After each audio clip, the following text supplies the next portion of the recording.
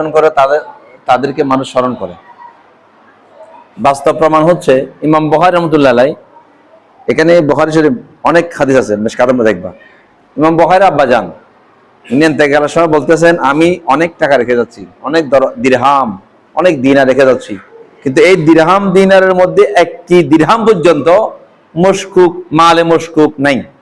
মালে মশকুক মানে হালাল না হারাম সন্দেহ, হালাল না হারাম কি, অর্থাৎ আমার প্রতিটি মাল পবিত্র, প্রতিটি মাল হালাল, হারাম তো নাই, মালে মশকুকও নাই, সন্দেহযুক্ত একটা টাকা আমার এই লক্ষ টাকার মধ্যে, তার মানে ওনার সমস্ত মাল ছিল হালাল, পবিত্র।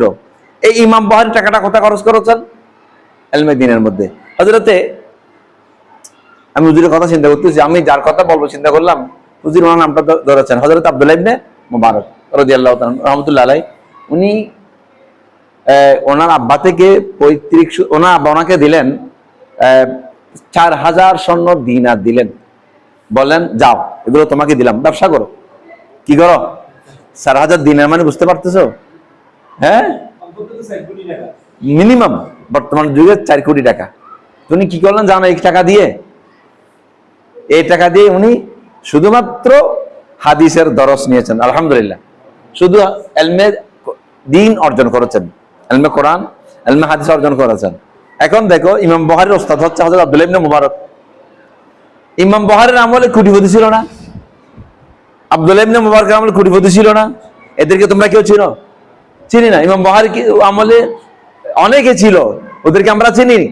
ওদের যেটা বলছেন, আমরা ইমাম বুখারীকে চিনি বলতে ইমাম বুখারীর কথা বলতে গেলে এখানে মঈনুদ্দিন সাহেব, শরীফ সাহেব, আমাদের কুতুবউদ্দিন সাহেব, হুজুর তো আছে, সবাই আমরা ঘন্টা পর ঘন্টা কথা বলতে পারবো। কার উপরে? ইমাম বুখারীর উপরে, হযরত আব্দুল্লাহ ইবনে মুবারকের উপরে। কিন্তু ওই আমলে অনেক কোটিপতি ছিল, তাদেরকে আমরা চিনিও না। এটা কি কারণে হয়েছে? ইলমে দ্বীন, ইলমে হাদিসের কারণে। তো তোমরাও চিন্তা করো, তোমরা কি স্মরণীয় হবে? তোমরা কি বরণীয় হবে, না মুছে যাবে? জিন্দা থাকতে অমর হবে, না মরার পরেও অমর হবে, না জিন্দা থাকতে মরে যাবে? সিদ্ধান্ত তোমাদের। আসসালামু আলাইকুম ওয়া রাহমাতুল্লাহি ওয়া বারাকাতুহু। এখন